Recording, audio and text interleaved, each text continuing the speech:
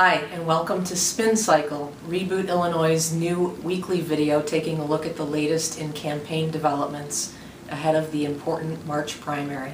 I'm Madeleine Doubek. And I'm Matt Dietrich. And today we're going to kick off Spin Cycle by talking about some candidate forums which have not included all the candidates so far. We've had in the last week, there have been 3 that have happened. One that was postponed because one of the candidates didn't show, and only one of those included all 4 candidates, and that was the one last week. What's going on with this, Madeleine? Well, Bruce Rauner is the front runner, if for no other reason than he is the candidate who is on the airwaves and has the money to spend whatever he wants to get his message out, and so he's able to control that message very carefully. And so he is picking and choosing which candidate forums he's going to participate in.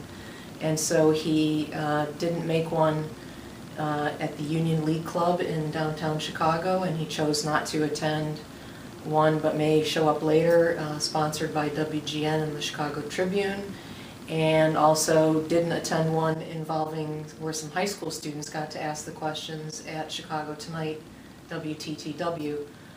So there's a double-edged sword to those kinds of decisions. What's the advantage to a campaign? Why would you want to not be at every forum you could possibly be at? Well, because you can't control your message all the time, and you can't always avoid questions that you'd rather not answer. There's always the chance and opportunity that you might say something wrong or say something you'd regret, or lose your temper or come off as thin-skinned. And so if you think that the risks outweigh the benefits, you may decide that you should not attend. In the case of Bruce Rauner, I think it's ironic because his whole campaign theme is that he's going to shake up Springfield, and he's not a career politician, and he's not the politician's politician, but this is exactly the sort of thing that candidates have done in campaigns, going back since time began, really.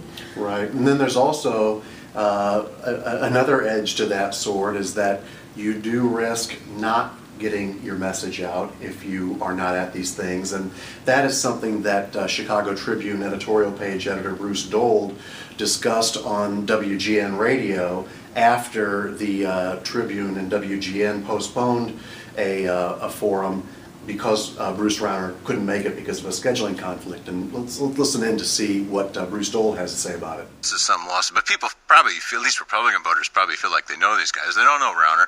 And you watched this 4 years ago when Andy McKenna was running, and Andy McKenna had all the money, he had a good TV campaign going, but then he started picking his spots and dodging some of the appearances, and he wound up losing the election. So I think Rauner's making a mistake.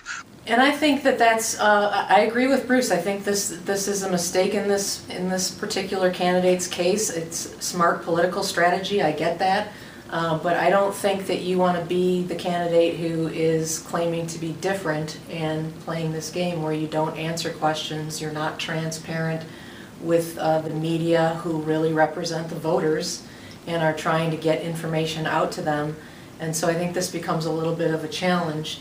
And we should point out that Bruce Rauner isn't the only one doing this. As I said, politicians have done this since the beginning of time.